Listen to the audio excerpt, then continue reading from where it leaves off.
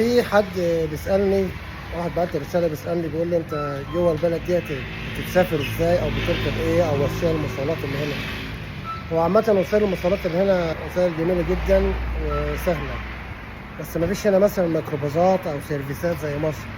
في هنا اتوبيسات بين المحافظات، وفي قطارات، وفي مترو، وفي قطر سريع يوصلك من الشمال للجنوب، يعني 400 كيلو في حوالي ساعتين الا تلت.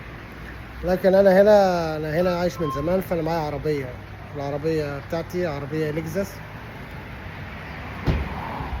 موديل 2007. عربيه لكزس موديل 2007 3500 سي سي. عربيه بالنسبه لبلادنا ودولنا غاليه جدا، يعني تعدي الملايين. حتى لو موديل 2007 السعر بتاعها رافع عالي فوق، بس هنا سعرها قليل جدا. يعني سعرها هنا ما يعديش، مثلا ممكن تجيبها ب 150,000 جنيه 200,000 جنيه مصري بالكتير خالص. وفي مصر بقى عشان تجيب عربيه زي ديت حتى لو موديل 2007، شوف الحكايات بتاعتها تبقى اسعارها ايه.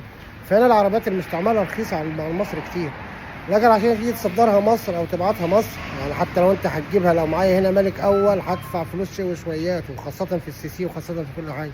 فالعربيه هنا بتبقى افضل ومريحه، وتجيب عربية مستعملة تبقى سعرها رخيص وتمام 100%. وبالنسبة للعربيات الجديدة هنا تلاقي سعرها مثلا مقارب لسعر مصر عشان خاطر سعر الصرف، انما بعملة دولتهم مش غالية قد كده. انما لما اجيبها هنا عشان خاطر اغيرها مثلا بالدولار من هنا لمصر بالدولار، هتكلف نفس التكلفة وزيادة. لكن هنا بالنسبة لهم تبقى رخيصة، وبيجيبوها بالقسط، والقسط ما يدفعش عليه فوائد. يعني مثلا العربية ب 600,000، يبقى بالقسط 600,000 ومعلهاش فوائد.